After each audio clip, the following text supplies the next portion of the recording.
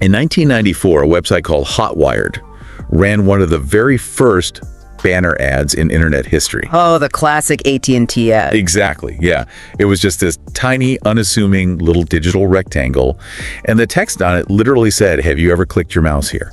And people did. They did. The click-through rate, like the percentage of people who saw it and actually clicked on it, was a staggering 44%. Which is just, it's unheard of today. Completely unheard of. Today, if a digital marketer gets a 2% click-through rate on an ad, they are, they're throwing a party and updating their resume. Yeah, 2% is a massive win now. Right. So welcome to MediaGenX. We are taking you into a massive paradigm shift today. The entire modern digital economy, which is a $600 billion global digital advertising market, is built on that single tiny human physical motion, the click. It's the absolute foundation of the internet's GDP. It really is. And our mission today for this deep dive is to show you why that exact economy is about to collapse. And more importantly, how you can position your wealth and your business for what comes next. It is a profound transition, financially and technologically. Back in 1994, the click was a novelty, right? It was pure exploration. You were just surfing the web. Exactly, just clicking to see what was behind the digital curtain. But fast forward to today, and that simple action has been financialized to an extreme degree. Highly financialized. Yeah, and we are moving rapidly toward the zero-click economy of 2026, where AI shopping agents bypass websites entirely, they ignore search engine optimization, they completely skip over social media ads, and they just execute complex purchases on our behalf. So let me set the stage for how broken the current model actually is, because honestly, we've all just gotten used to it. We're totally numb to it. Right. Imagine you're driving down a massive, seemingly endless highway. It's supposed to be an expressway, built to get you exactly where you want to go at lightning speed. But there's a catch. A huge catch. Every 100 feet, you have to hit the brakes, you roll down your window, you toss a quarter into a plastic basket, and a giant billboard drops down in front of your windshield for 5 seconds before you can hit the gas again. And then, 100 feet later, another toll booth. Another quarter. Another billboard. You would never, ever take that highway in the physical world. You would find a back road immediately. Exactly. Yeah. But here's the thing. That is exactly what the modern internet is.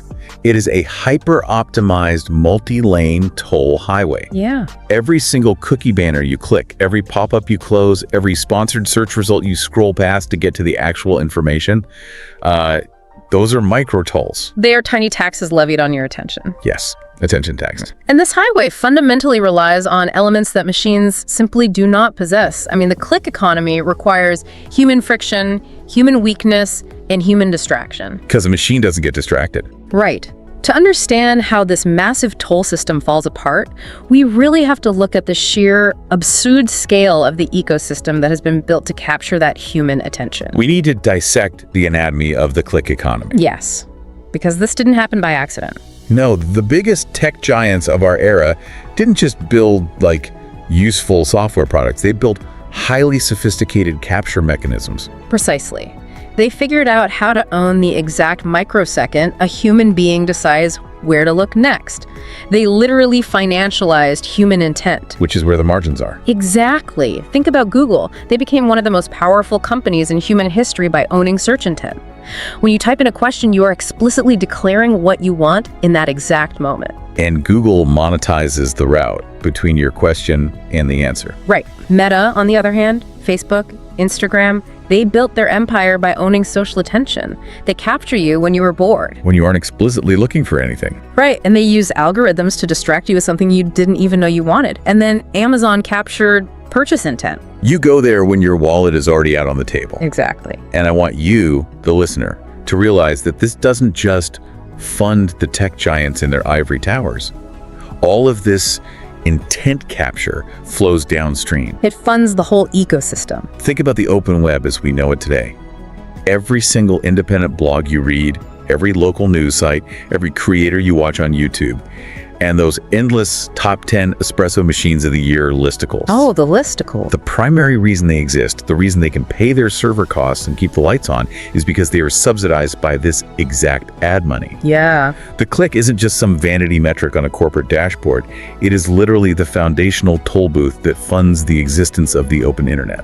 Which brings a very uncomfortable reality to light when we look at the actual experience of navigating this web. If the click is the currency, then friction is the method of extraction. Okay, let's map this out practically. Think about the last time you bought something incredibly mundane online. Let's say a pair of running shoes. A very common purchase. Right. You realize your old ones have holes in them. You go to a search engine. The first 5 things you see aren't even the highest rated shoes. No, they are sponsored links. From the companies who paid the highest auction price to be there. So you scroll past those, you click an organic link, the page takes an extra second to load because it is firing off scripts to track your IP address. And then the real obstacle course begins. Oh, the pop-ups. First, the legal mandated cookie banner covers the screen. Naturally. And you have to navigate a maze of toggles just to opt out of 300 different third-party tracking vendors. Just to see the shoe. Just to see it. Then, before you even see the price, a digital wheel of fortune pops up, offering you 15% off if you hand over your email address and your mobile phone number. It's exhausting. You finally close that and you read through the marketing copy, which is mostly just emotional buzzwords like unlock your true potential. Right. You open 3 more tabs to compare prices on other sites, and you go through the exact same gauntlet of banners and pop-ups on every single one. Yes. What used to be a simple transaction has devolved into 30 minutes of unpaid cognitive labor. Why did we, as a society, just accept this digital obstacle course as convenience? Well, we accepted it because it boiled the frogs slowly. It happened one tiny feature at a time over 2 decades. That makes sense. But more importantly, from the perspective of the internet economy, that 30-minute chore you just described isn't a glitch in the matrix. It is the feature. Wait, really? Yes. That friction is exactly what generates the profit. Hold on, you're telling me they want me annoyed? The friction makes the money. That seems completely counterintuitive. It does. Wouldn't a retailer want me to buy the shoe as fast as possible so I don't abandon the cart? I always thought cart abandonment was the ultimate sin in e-commerce. It sounds counterintuitive until you look at human psychology. The system requires you to be in a state of mild cognitive overload. Oh, wow. Yeah. When you are toggling between tabs, annoyed by pop-ups, reading dense marketing copy, and experiencing decision fatigue, your executive function drops. You get tired. You become vastly more susceptible to the nudge. You are easier to persuade with a celebrity face holding the shoe or a bright red banner counting down that says, only 2 pairs left in stock, sale ends in 14 minutes. The manufactured urgency. Exactly. The longer you are trapped in that digital maze, the more opportunities the toll booth owners have to show you retargeted ads across other platforms or pressure you into an impulsive emotional decision. So the friction is the point. The friction creates the necessary psychological space for modern marketing to work. Okay, that makes an eerie amount of sense, but it is deeply frustrating. It's hostile architecture, basically. It is. It's like being trapped in a Las Vegas casino where there are no clocks on the walls, the carpets are loud, and the exit signs are intentionally hidden, so you have to walk past 50 slot machines to leave. That's a perfect analogy. But let's pivot to something entirely new. What happens when the entity walking through that casino doesn't have a pulse? That changes everything. What happens when the shopper fundamentally cannot read a countdown timer, doesn't care about a celebrity endorsement, and never gets cognitively fatigued? We are hitting a technological tipping point right now. We are indeed. And to understand why this is happening exactly right now, we have to look at 2 intersecting curves of technological destruction. Let's get into the data on this. These are 2 distinct trends that have been building for years and are finally crossing paths, and in doing so, they are breaking the toll highway forever. Let's start with curve 1, the death of the blue link. We've all seen the beginning of this. Definitely. For the last 20 years, a search engine was basically a digital librarian. You asked a question, and it handed you a list of 10 blue links, 10 different books, essentially, and said, here you go, read these to find your answer. But that era is ending. It is entirely over. The transition we are seeing is the shift from search engines acting as routing directories to acting as terminal answer machines. This is the rise of the AI overview. Right. You type in a query, and instead of routing you to a publisher's website, the search engine's large language model just reads all those websites in the background, synthesizes the information, and gives you the exact answer directly on the results page. And the data in our sources on this is staggering. The zero-click search is rapidly becoming the default internet behavior. You search, you get the synthesized answer, you close the tab. Exactly. You never actually click a link to visit the underlying website that provided the original information. Which is absolutely devastating if you are the owner of that website. I mean, think about the margins here. It ruins the unit economics of publishing. Imagine spending a decade building a small business blog, paying for expensive search engine optimization, structuring your content perfectly, earning legitimate backlinks from other sites, doing literally everything the algorithm asked of you. And now, the new AI algorithm just extracts your hard-earned knowledge, serves it directly to the user, and gives you zero traffic. And because you get zero traffic, you get zero ad impressions. Which means zero revenue. Your business model dries up instantly. It's as if the librarian just started reading the book out loud to the patron at the front desk, and the poor author never gets paid for the sale. That is curve 1, and it's already wrecking legacy digital media. But curve 2 is even wilder. Curve 2 is AI's evolution from a conversational chat interface to an independent actor. This is the critical leap from merely answering to actively doing. If we look at the timeline, 2023 through 2025 was the era of the chatbot. AI was essentially a really smart, interactive oracle. Right. You asked it to write a poem, it wrote a poem. You asked for a summary of a PDF, it gave you a summary, but it was entirely reactive. It sat there and waited for you to tell it what to do next. But the sources project that 2026 and beyond is the era of the agent. An AI agent doesn't just sit and wait, it plans. It can use digital tools like web browsers and calculators. Yes, it can execute a multi-step task across 5 different software platforms. It can even check its own work, realize it made a mistake, and correct its path without human intervention. The industry projections, specifically the data from Gartner, show that the volume of autonomous agentic decisions is exploding. It's hockey stick growth. We are going from essentially zero autonomous AI decisions a few years ago to them handling a massive structural share of everyday digital work. But I know people hear this and they get skeptical. Yeah, let me play devil's advocate for the listener here, because I can hear the skepticism. Isn't this just a slightly more advanced version of browser autofill? People say that all the time. Like right now, my browser remembers my credit card number and my shipping address, so I don't have to type it out every time I buy something. Just click autofill. How is an agent fundamentally any different than a really good macro? That is a very common misconception, but the difference is profound. Autofill, or a macro, is just a memorized sequence of keystrokes. It have no brain. Exactly. It has no reasoning capability. You are still the one driving the car simply remembers your favorite radio station so you don't have to tune the dial. Agentic AI requires reasoning. It's the difference between assisting with data entry and executing autonomous logic. Yes. Okay, I think I have a better analogy for this. Autofill is like me handing a friend a recipe for lasagna.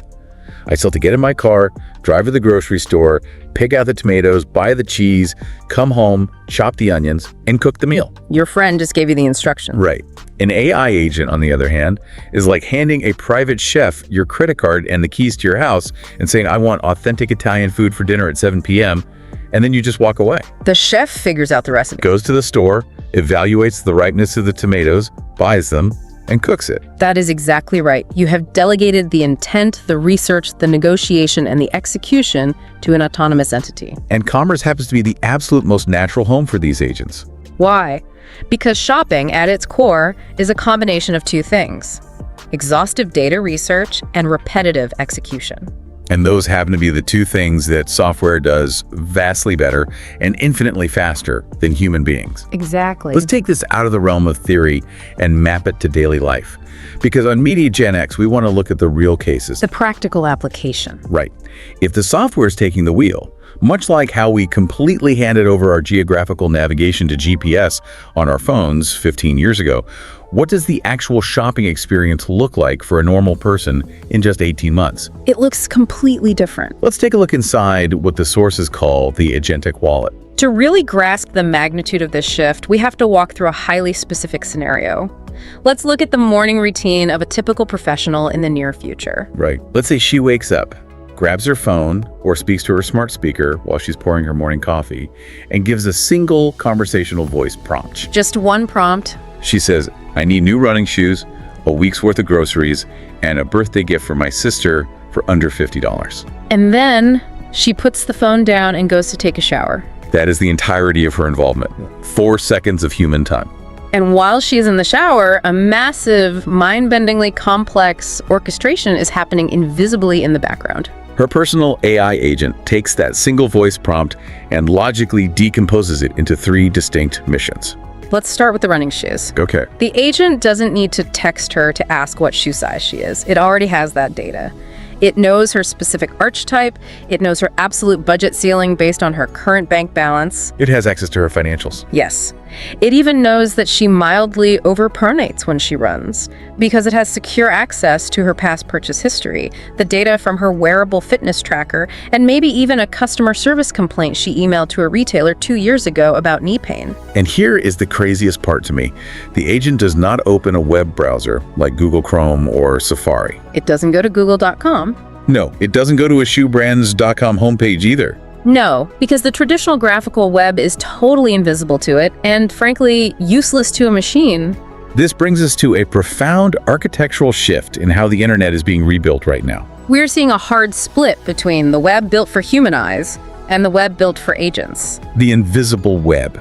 We hear this term thrown around, but let's actually define it for anyone who isn't a software engineer. Absolutely. The human web is the internet you and I know. It's full of massive hero images, compelling brand stories, parallax scrolling effects, and emotional lifestyle videos. It's designed to be looked at. But AI agents don't have eyes. They cannot appreciate a beautifully designed lifestyle photo of a runner on a mountain peak at sunrise. They don't care about the vibe. They need structured data. They're looking for what the industry calls machine storefronts. Which utilize headless architectures, structured JSON feeds, and direct API endpoints. Okay, let's unpack that jargon.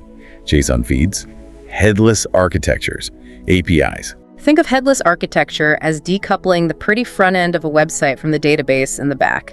The head is the graphical website humans see. The body is the raw inventory database. And machines just want to talk directly to the body. Right.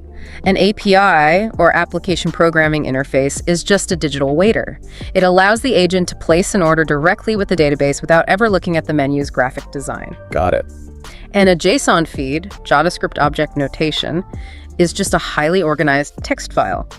Instead of a paragraph describing a shoe, JSON organizes it like a digital filing cabinet. So it strips out the adjectives. It literally just says, weight in ounces, 12. Waterproof, true. Color, blue. It's pure, raw data. So using an analogy, a traditional e-commerce website is like a beautifully decorated retail store window on Fifth Avenue. Yeah, perfect lighting. Right, it's got the perfect spotlighting, the elegant mannequins, the mood music. It's designed to make you stop walking, feel a sense of aspiration, and walk through the door.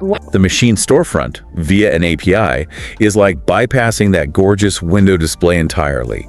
Walking down a dark alley, kicking open the steel door to the fluorescent lit warehouse in the back, and just reading the raw barcodes, the shipping manifests, and the material data sheets on the cardboard boxes. The agent doesn't care about the Fifth Avenue window display. It only cares about the raw data in the warehouse. And that data has to be pristine. It has to be perfect. When the user's agent pings a shoe brand's API, it is instantly looking for highly specific variables.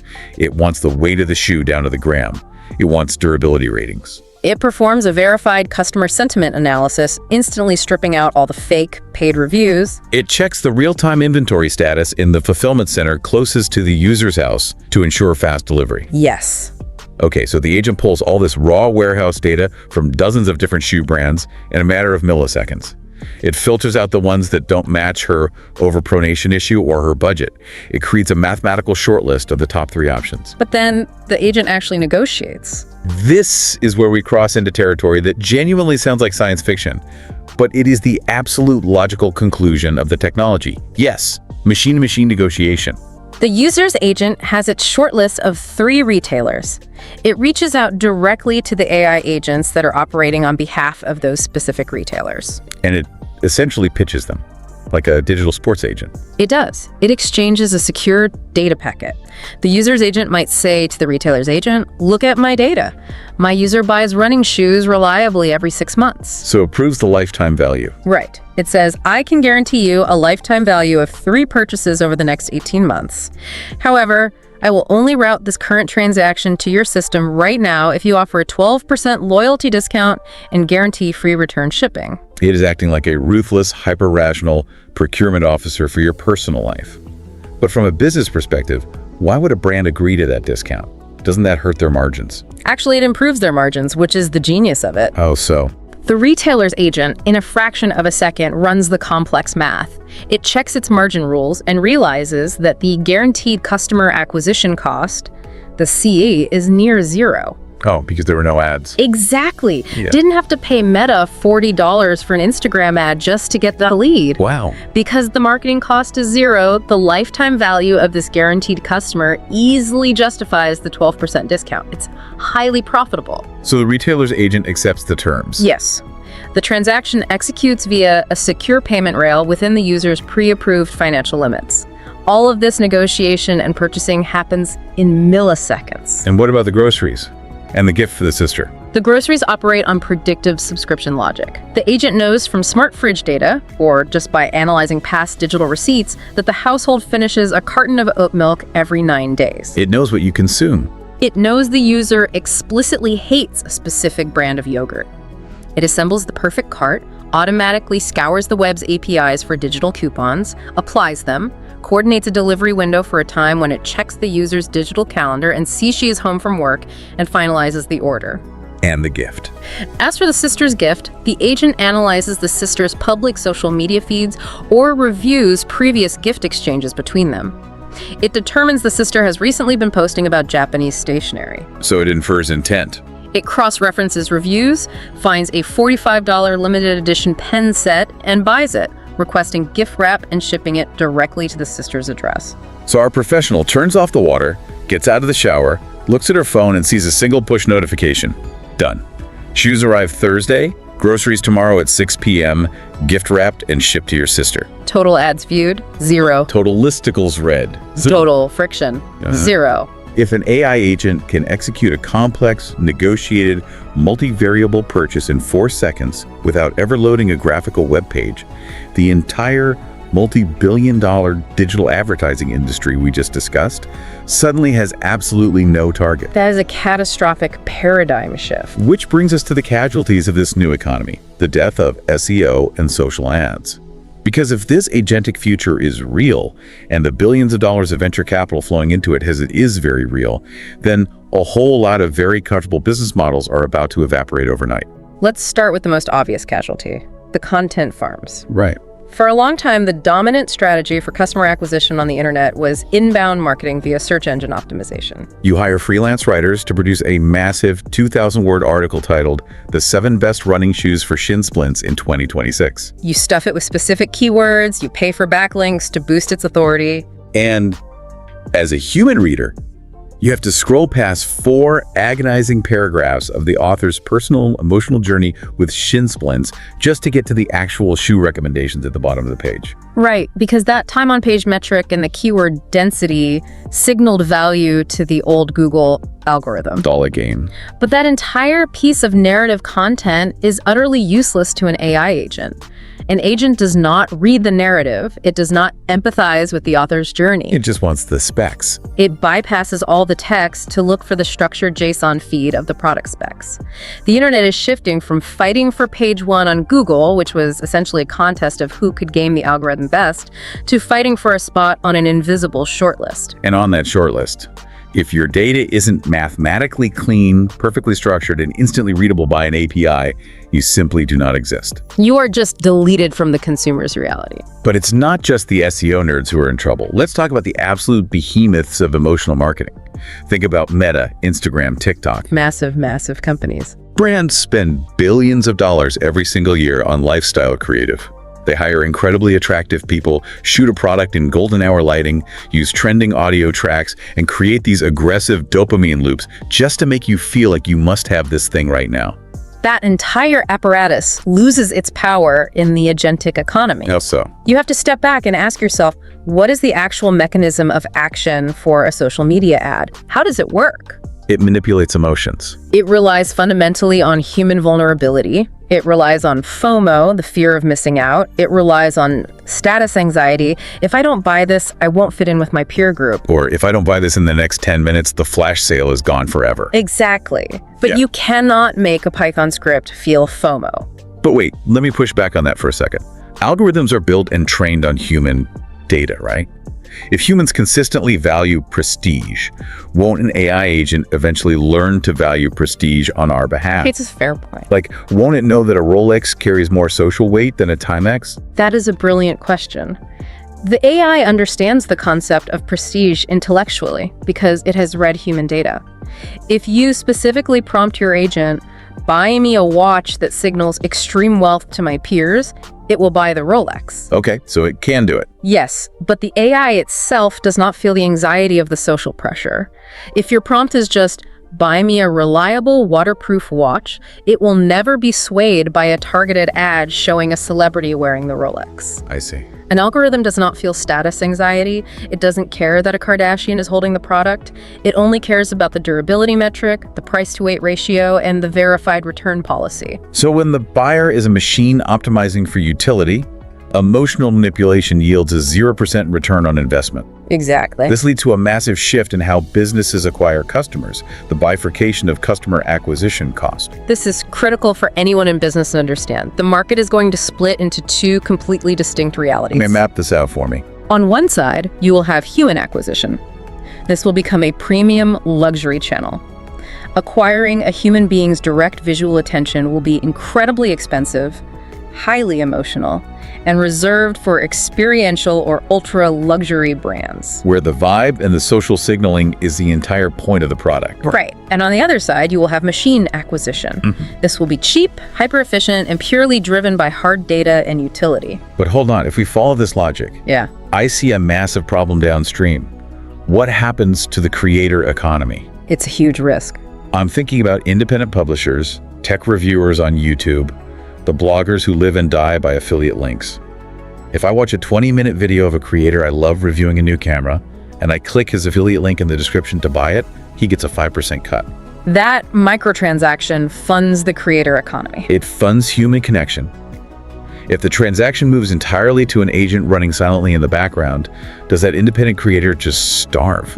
Are you casually wiping out millions of independent creators? It is a very real, very pressing concern, and it exposes the profound fragility of how the current internet is funded. Because the link breaks. Right. If the AI agent replaces the web browser as the primary vehicle for commerce, the affiliate link, which is essentially just a tracked, monetized click, loses its technical function. How does the brand know the YouTuber drove the sale if your agent just scoured the web's APIs and bought the camera directly from a wholesale distributor's machine storefront? They wouldn't know. The attribution is totally broken. Wow. Exactly. Now, the aesthetic economy, the economy of entertainment, discovery, and human parasocial connection will absolutely still exist. Humans will still watch tech reviews for entertainment. Or to feel connected to a creator they trust. But the transactional economy, the actual routing of the digital dollars, is decoupling from the entertainment layer. This is huge. The aesthetic economy is dying for transactions, being replaced by a brutal, unforgiving utility economy. The creators will have to find new monetization models like direct subscriptions or licensing their own trusted data sets to the AI agents. Because the affiliate click is dead. It's completely dead. Brutal utility. I love that phrase, even if it is terrifying. So if the old playbook of SEO keywords and pretty Instagram ads is burning down, how does a brand or a small business actually survive this shift? They have to pivot. You can't just cross your fingers and hope a machine accidentally decides to buy your product. You have to completely rewrite your playbook. Which brings us to the survival strategy. If you want to win the machine buyer, you have to transition your mindset from SEO, search engine optimization, to AEO. Agentic engine optimization. Exactly. And this isn't just about tweaking some keywords on a WordPress site. AEO is a fundamental structural rebuilding of how a business presents itself to the digital world. So what are the steps here? The sources we analyzed break this down into 3 new pillars of commerce. Let's explore pillar 1, data structuring. We talked about this a bit with the warehouse analogy, but the golden rule here is that facts beat vibe. Emphatically. In traditional human marketing, copywriters spend weeks wordsmithing the perfect, evocative product description.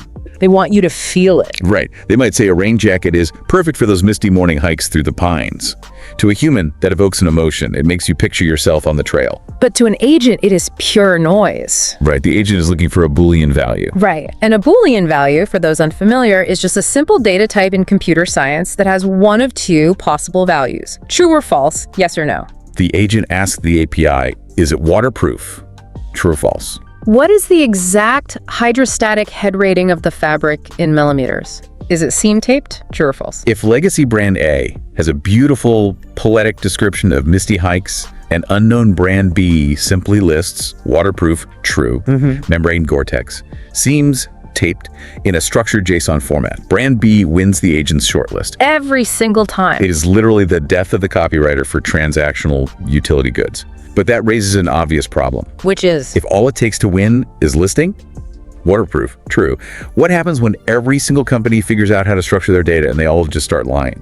How does the agent know who is telling the truth? That leads to pillar 2, verification and provenance. Okay, explain this. This is where the agentic economy gets really strict and, frankly, much better for the consumer.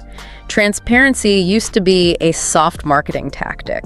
Brands would say, look how honest and eco-friendly we are. In AEO, transparency is a hard mathematical ranking factor. Exactly. Agents are essentially fiduciaries. They are programmed to be highly risk-averse with their users' money. They will aggressively penalize ambiguity. So they won't just take your Boolean word for it that the jacket is waterproof. How do they verify it?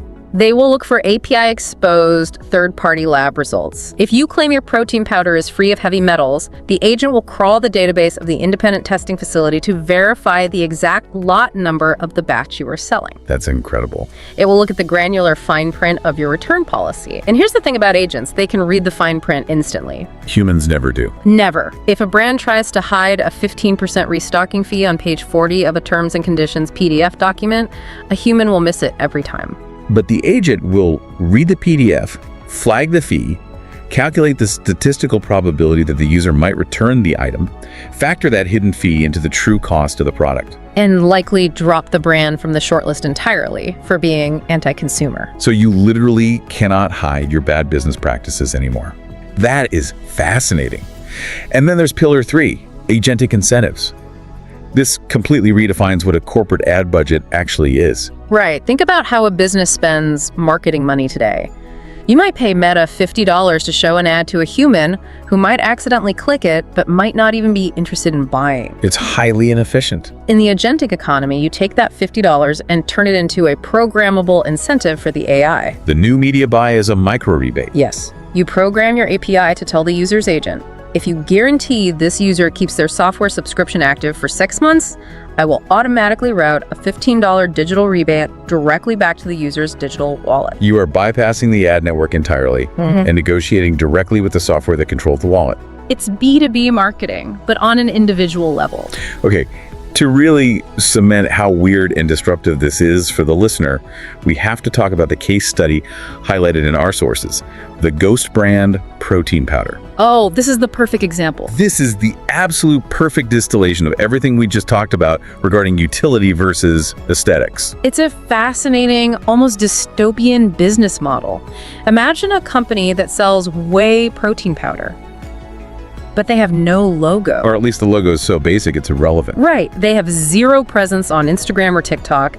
They haven't sponsored a single fitness influencer or athlete. They don't even have a traditional .com website with graphical shopping carts and lifestyle blogs about muscle recovery. If they don't have any of that, what actually are they? They are nothing but a hyper-efficient, ruthless supply chain connected directly to a flawless API.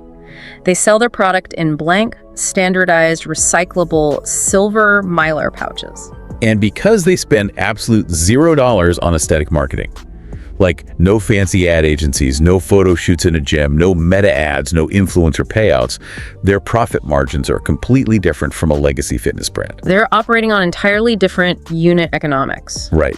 They take all that saved capital and reinvest it entirely into raw utility, maximizing the protein per gram, paying for rigorous, publicly exposed heavy metal testing, and heavily subsidizing a flawless 2-day delivery guarantee. It is the ultimate revenge of the nerds. Think about it. You have a beautifully designed legacy fitness brand endorsed by Olympic athletes sitting in a gorgeous embossed plastic tub that looks great on a kitchen counter.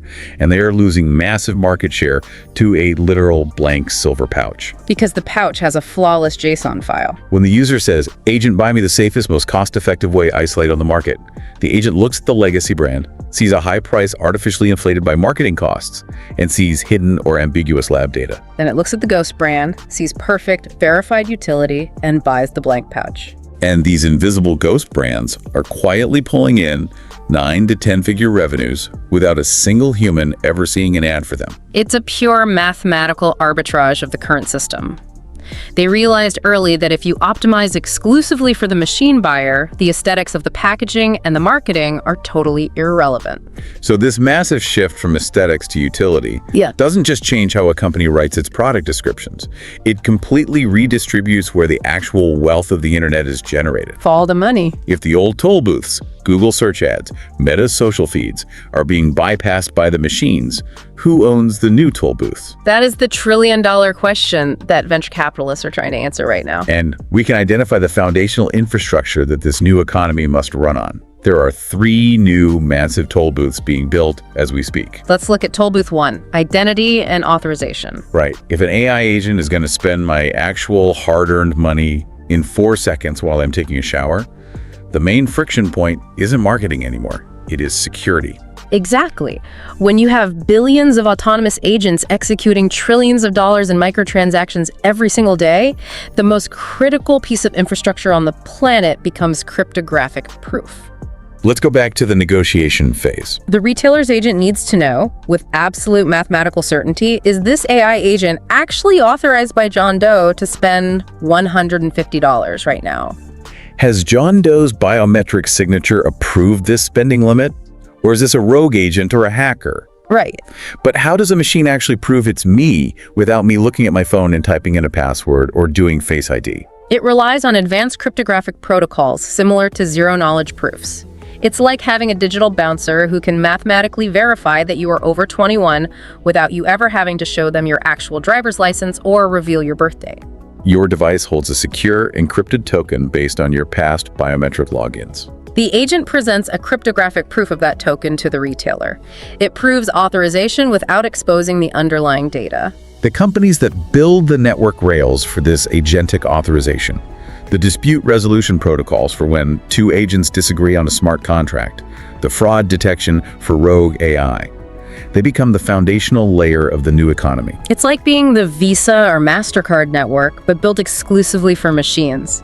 Every single machine-to-machine transaction will require a tiny micro fee to verify identity. That is generational, unfathomable wealth. It really is. Then there's Toll Booth 2, which is decidedly less sexy than cryptography, but maybe even more lucrative in the short term: data plumbing. It is the highly unglamorous B2B reality of this technological transition. We just spent all this time talking about how agents need clean, structured JSON feeds to make decisions. But the reality is 99% of the world's businesses have disastrously messy data. It's terrible. Their inventory is sitting in a broken Excel spreadsheet from 2014.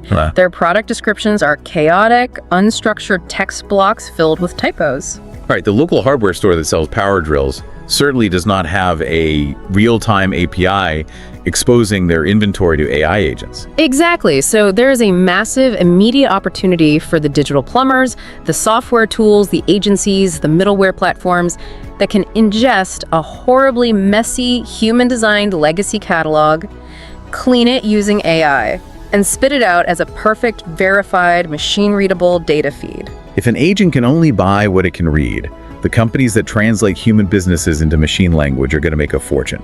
Which brings us to Toll Booth 3, and I love the supreme irony of this one. Oh, this one is great. Toll Booth 3 is physical fulfillment. It is the ultimate paradox of the zero-click digital economy. As the entire digital layer becomes perfectly commoditized, perfectly frictionless, and executes in milliseconds. The physical layer becomes the only remaining moat. Because an AI agent can negotiate a complex legal smart contract in a millisecond, but it fundamentally cannot teleport a physical bag of oat milk to your front porch. Exactly.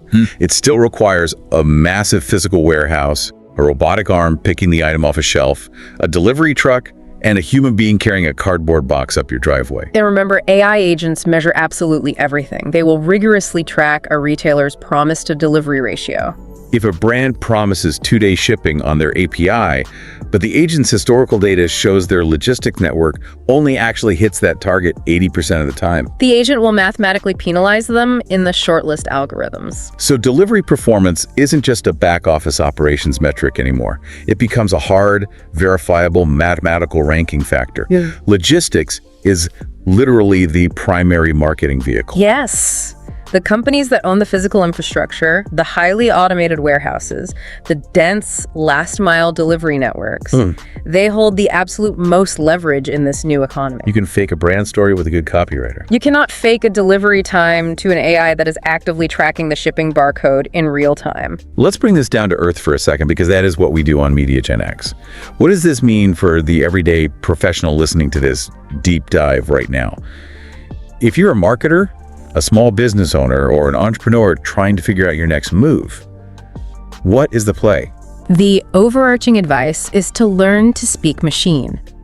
If you are a marketer today, your job mostly relies on understanding human psychology, writing clever copy, and designing eye-catching visuals. The marketer of 2030 will look vastly different. They will be an operations engineer. So less Don Draper from Mad Men and more data scientists. Exactly. The skills that will command a massive premium in the labor market are data structuring, API compliance, understanding how to program agentic financial incentives, and optimizing physical fulfillment metrics. And if you own a small business, you don't need to panic and burn down your beautiful graphical website tomorrow. But you do need to start experimenting. Yes, start small. Start exposing a small subset of your best-selling product data via a clean API. Make your return policy machine readable. Start positioning your data so that when the agents come looking in a year or two, you are visible in the dark. That is the best way to protect your margins. Okay, we've painted a picture of a system that sounds incredibly, almost ruthlessly efficient. It sounds like a hyper-rational consumer utopia where everyone gets the best price, the highest quality, and zero friction. But I know better than to think a massive technological shift comes without a steep societal cost. Let's dip into the shadows of this. I want to talk about the dark side of the agentic economy. And the first concept here is something I find profoundly sad: the dead internet mall. This is where we have to critically examine the world we are building, because extreme efficiency often hides a terrifying centralization of power and a loss of humanity. Let's look at the first major casualty of perfect efficiency: serendipity. I refer to this as the monopoly by shortlist. Right. If AI agents are only picking the mathematically top 5 utility-optimized brands for any given query, what happens to brand number 6? Or brand number 600? They go extinct.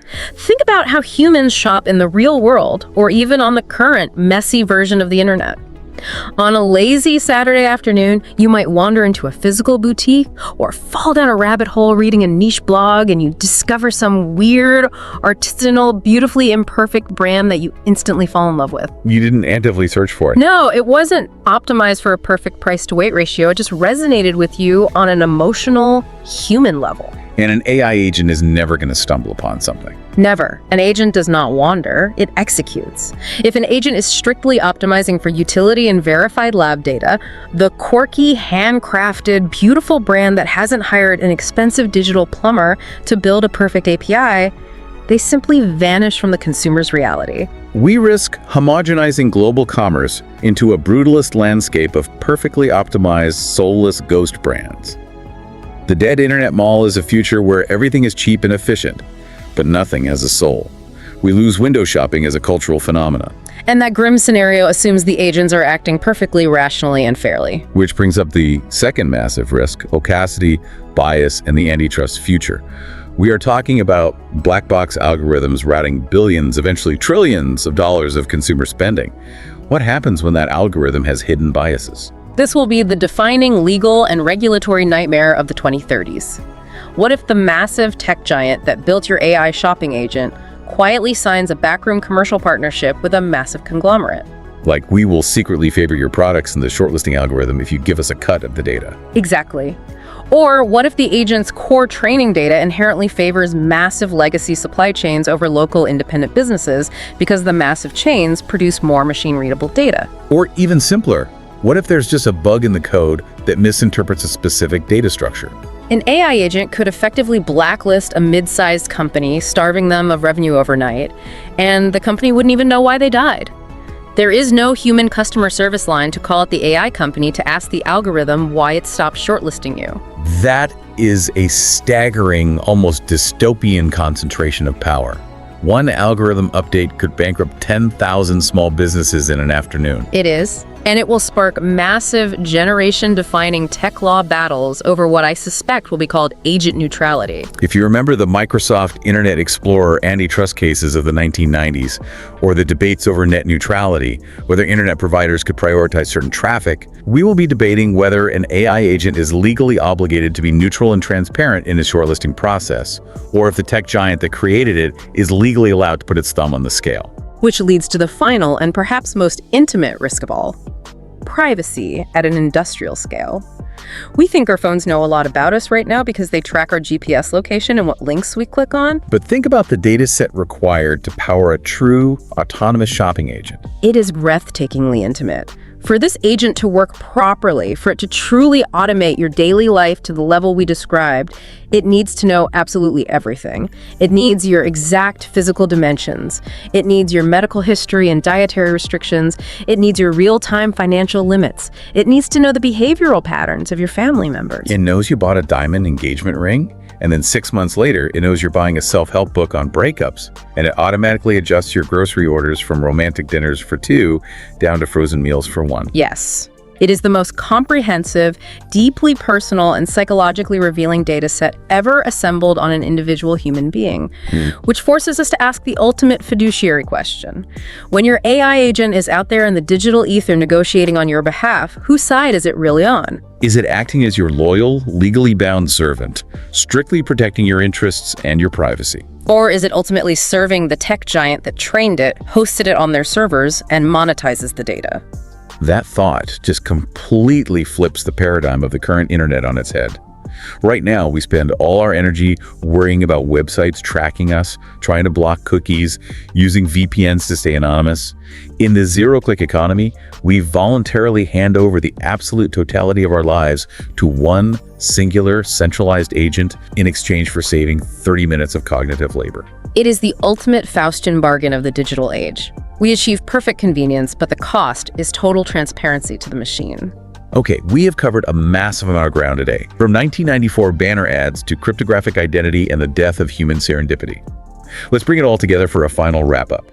If you take nothing else away from this deep dive, remember these 3 core takeaways. First, the fundamental atom of the internet, the click, is dying. It's dying because machines are taking over the browsing process, and machines do not pay attention taxes to pop-ups. Second, commerce is shifting aggressively from aesthetics to utility. Cold facts, structured JSON data, and third-party verification are replacing emotional marketing and celebrity endorsements. And third, the wealth of the digital economy is migrating away from the old attention toll booths, like search engine ads and social media feeds, and moving toward the new infrastructure toll booths. Cryptographic identity authorization, B2B data plumbing, and hard physical fulfillment networks. The businesses that position themselves at these new intersections will define the next era of global commerce. So I want to turn this directly to you, the listener. After hearing exactly how the mechanics of this work, the staggering amount of intimate data it requires, and the immense power it consolidates into the hands of a few algorithms, would you genuinely trust your personal AI agent to buy your groceries, pick your clothes, and manage your budget without you ever looking at a screen? It ultimately comes down to a question of how much control and privacy we're willing to trade for the ultimate luxury, time. And that leaves me with one final provocative thought. Something that wasn't explicitly covered in the sources we analyzed today, but feels like the elephant in the room when we talk about human nature. If AI agents perfectly optimize our purchases for utility, for price, for exact specifications, and they successfully take all the emotional friction out of shopping entirely, what happens to human desire? That is a profound question to end on. Right, because humans aren't entirely rational creatures. Do we lose the psychological dopamine rush of the hunt? The joy of retail therapy, the thrill of serendipity, the weird, irrational satisfaction of buying something totally impractical just because it made you feel alive in that specific moment? In a perfectly efficient, perfectly rational, zero-click economy, we might save ourselves 30 minutes of unpaid cognitive labor. But we might also unlearn how to discover the things we never even knew we wanted. efficiency is an incredibly powerful tool, but it is a terrible master for the human spirit. Stay curious, stay skeptical, and position yourselves thoughtfully for the shift that is coming. And as a reminder, the insights we've shared today are for educational exploration, not financial advice. Next time you're driving down that digital highway and a pop-up demands your quarter, just remember the machines are already building a tunnel right underneath it. Stay curious, stay positioned. See you on the next deep dive.